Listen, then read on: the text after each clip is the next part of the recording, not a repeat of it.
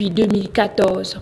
Le groupe, dans un communiqué dimanche, a souligné avec regret la décision de l'EFCC de s'inviter de manière impromptue dans ses locaux après avoir refusé de lui accorder plus de temps pour constituer les documents exigés. Malgré l'intrusion de la commission, Dangote précise qu'aucun document n'a été emporté.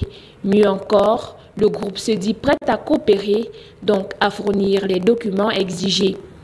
Le groupe Dangote a tenu à rassurer que cette procédure n'était qu'une demande d'information et pas une accusation de corruption. Selon la commission, le groupe Dangote et 51 autres entreprises auraient bénéficié de taux de change préférentiels pour acheter des dollars à des prix réduits afin de pouvoir importer les matières premières et poursuivre leur activité. Parlons éducation au Cameroun. La rentrée scolaire comptant pour le compte du deuxième trimestre de l'année scolaire 2023-2024 a pris son envol le 2 janvier au collège adventiste de Yaoundé. Une semaine après, la machine éducative a déjà été enclenchée afin d'assurer un succès total à la fin de cette année scolaire. Nos reporters sont allés faire un tour de ce côté. Suivant leur reportage. Train de la rentrée comptant pour le deuxième trimestre de l'année scolaire 2023-2024 a déjà pris son départ au collège adventiste de Yaoundé. Le bilan affiche un tableau plein une semaine plus tard. L'entrée du deuxième trimestre a été effective chez nous, notamment mardi dernier, sauf que vous savez qu'après la fête du premier, il fallait automatiquement regagner les salles de classe le 2. Ça n'a pas été aussi facile, il faut l'avouer. On a noté quelques absents, parce que certains sortaient des villages et tout, mais sinon, elle a été effective. Après un premier trimestre bien rempli, place au bilan. Il était donc question pour nous, à la fin de ce premier trimestre, d'essayer de faire un bilan pour voir quels sont les points sur lesquels on a, n'est-ce pas, été défaillant pour améliorer pour ce trimestre qui est décisif.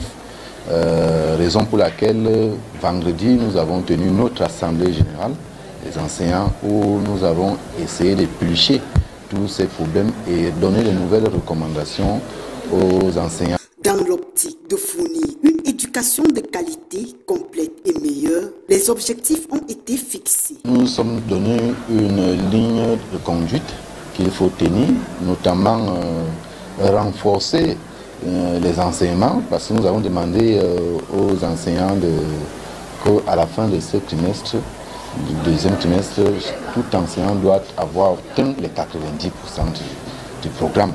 Parce que vous savez que les examens de troisième trimestre sont presque inexistants. Pour un meilleur rendement, l'apport des parents dans le suivi des enfants reste indéniable. Au niveau de la discipline, nous voulons travailler en conjugaison avec les parents aussi, parce que beaucoup pensent que le fait d'avoir envoyé l'enfant à l'école, beaucoup de problèmes viennent aussi de la maison. Nous nous sommes rendus compte, avec la gestion des litiges au premier trimestre, beaucoup de problèmes viennent dans les domiciles et tout ça. Or, dans ces partenariats, dans le souci du succès des enfants, les parents aussi y font partie.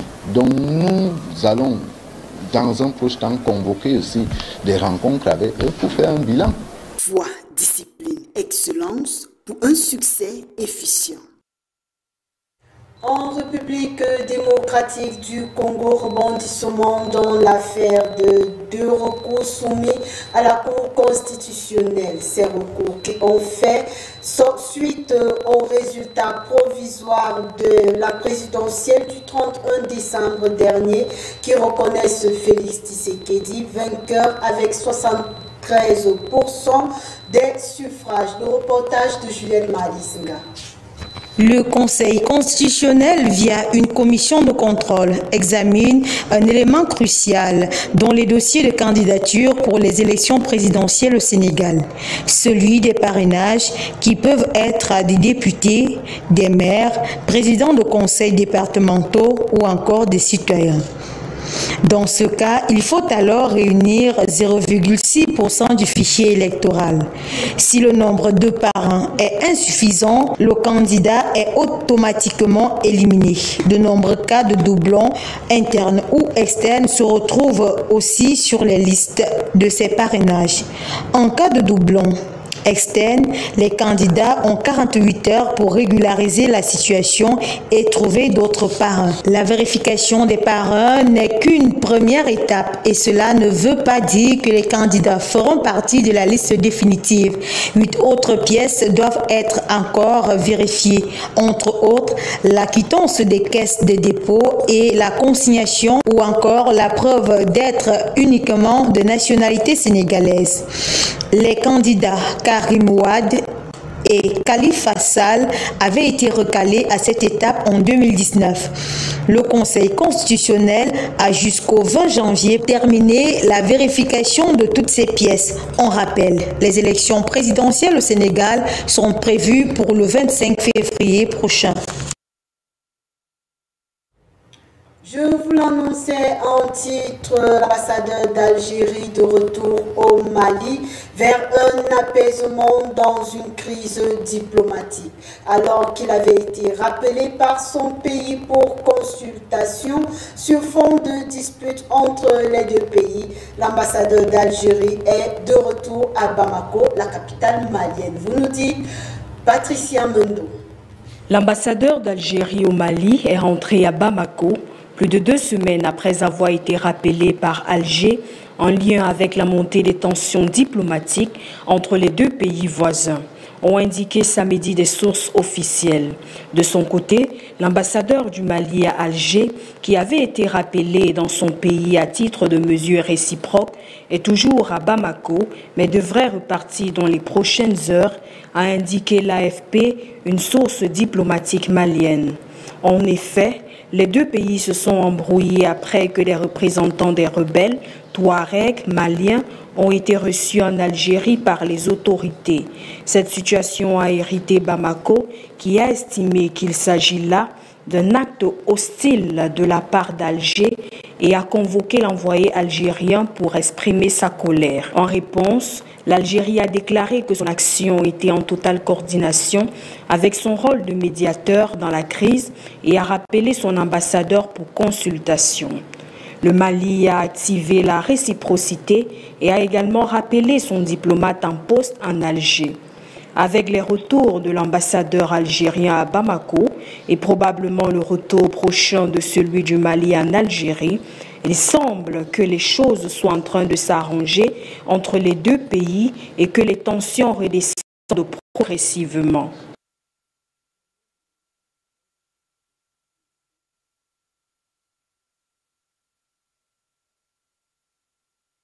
Sénégal, début des examens de contrôle des dossiers de candidature pour la présidentielle.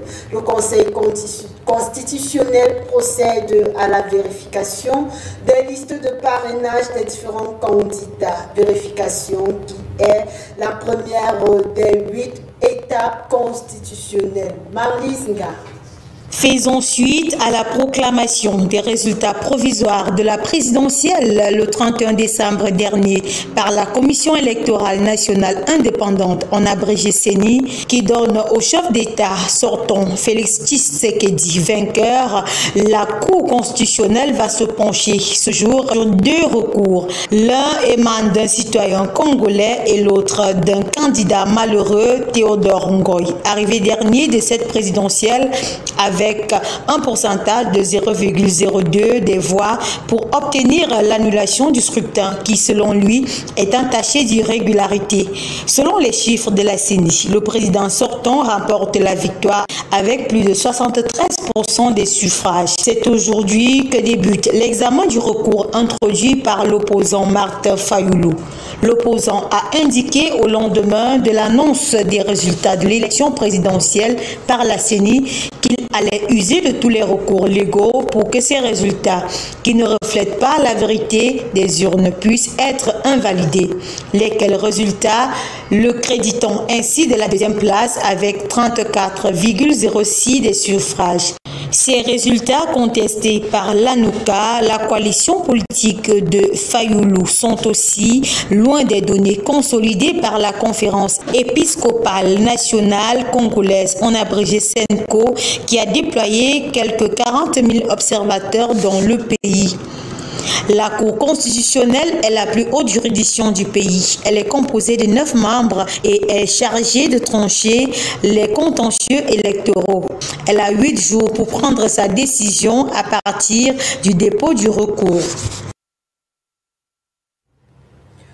Du côté du Tchad, le Premier ministre Succès Masra annonce qu'il renonce à son salaire au profit de l'éducation au sein de son pays.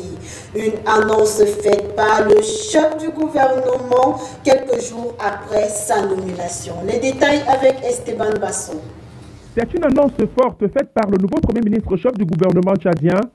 Je me sens en mission et en privilège de servir la République. Je renonce à mon salaire. Je vais consacrer 100% de mon salaire à une bourse d'excellence et sociale pour les 23 provinces du Tchad. On identifiera les enfants et ça sera communiqué de façon publique. Fin de citation. Partant de ces mots, le chef du gouvernement de la transition tchadienne entend faire de l'éducation la question de l'électricité les principales préoccupations de son gouvernement, une annonce inhabituelle qui décline la politique générale de son gouvernement. Une sortie qui a été saluée par les populations tchadiennes, une décision qui envoie un message fort à l'endroit du nouveau Premier ministre est prêt à servir les intérêts du peuple afin d'améliorer la situation du pays. Si l'ouvrier mérite son salaire, le chef du gouvernement voit en lui un missionnaire qui a pour principale bataille changer les conditions économiques et sociales afin de donner à cette jeunesse tchadienne les opportunités nouvelles dans le monde de l'emploi. Il faut dire que c'est sans doute dans cette perspective qu'il s'est aussi prononcé pour la présidentielle de l'année en cours. Les dites élections sont censées mettre un thème à la transition dirigée depuis avril 2021 par le général Mahamat Idriss Déby Itno. Hors de nos frontières, à présent en France, la première ministre Elisabeth Borne a présenté ce lundi 8 janvier sa démission et celle de son gouvernement au président Emmanuel Macron, a annoncé l'Élysée dans un communiqué. Le chef de l'État qui a accepté cette démission a aussitôt remercié de tout cœur la chef du gouvernement pour son travail.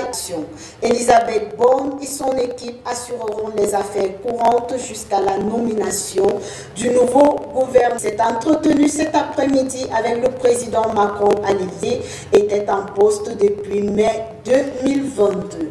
Nous reviendrons sur cette actualité dans nos prochaines éditions.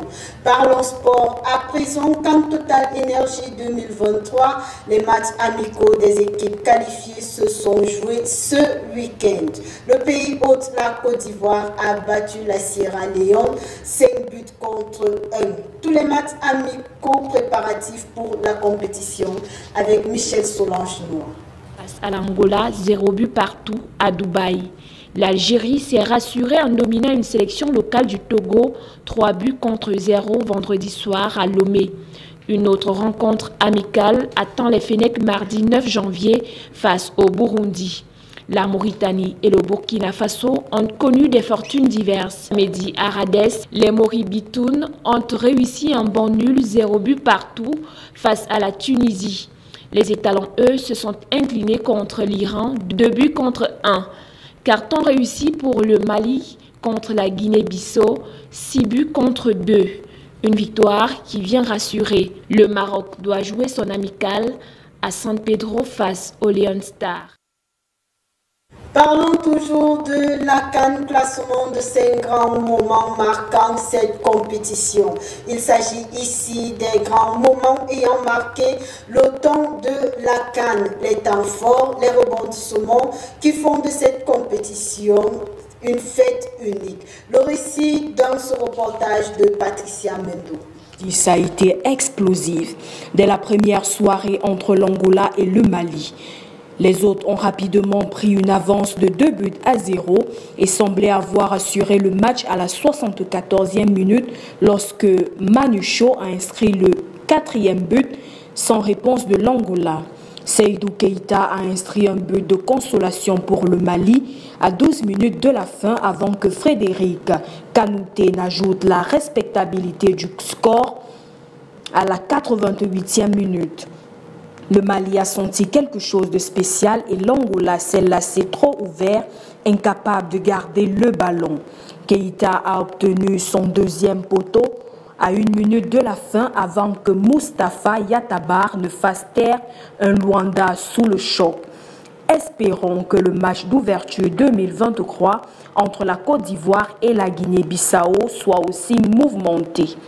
4. Première victoire de l'Afrique du Sud en CAN 1996. Le sport fait partie intégrante de la conscience sud-africaine et ce fil incassable a été tissé dans les années 1990. Les scènes où le président Nelson Mandela, symbole international de l'unité, soulevant le trophée aux côtés de Nel Tovi, rempliront à jamais de fierté les cœurs sud-africains. Bien que cela ne puisse jamais être répété pour des raisons d'importance culturelle et nationale, à chaque CAN, le public retient son souffle, implorant une répétition. Croix Chipololo s'élevant en hommage. 19 ans plus tôt, les héros du football zambien périssaient tragiquement dans un accident d'avion au Gabon alors qu'ils se rendaient aux éliminatoires de la Coupe du Monde de la FIFA au Sénégal. L'équipe des Chipololo a été reconstruite et la génération suivante a occupé le devant de la scène dans la ville même où ses prédécesseurs ont connu leur sort. Après avoir battu le Soudan et le Ghana respectivement en quart et en demi-finale, ils affrontaient la Côte d'Ivoire de Didier Drogba. La finale s'est terminée par la victoire de la Zambie au tir au but. 2. Triplé égyptien. Pour un parcours moins convaincant en Coupe du Monde, l'Égypte s'en sort plutôt pas mal en Coupe d'Afrique des Nations.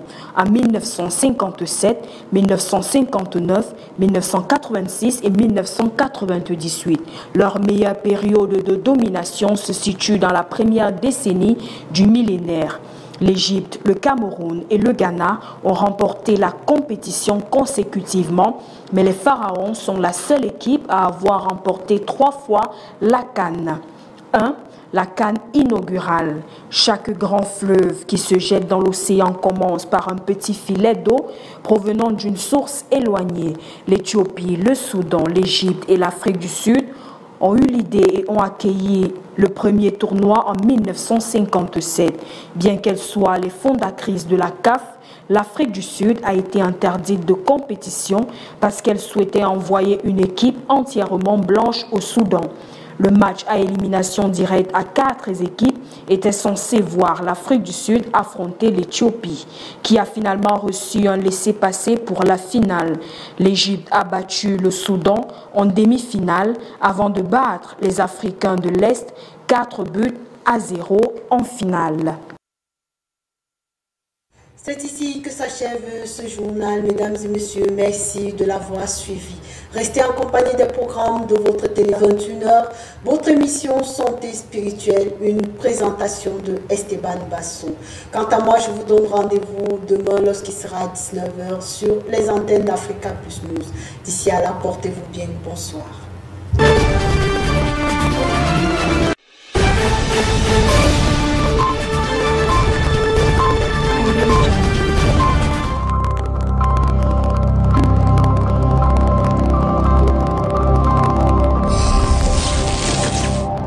Vous souhaitez avoir un partenaire qui vous accompagne dans la réalisation de vos idées et vos rêves?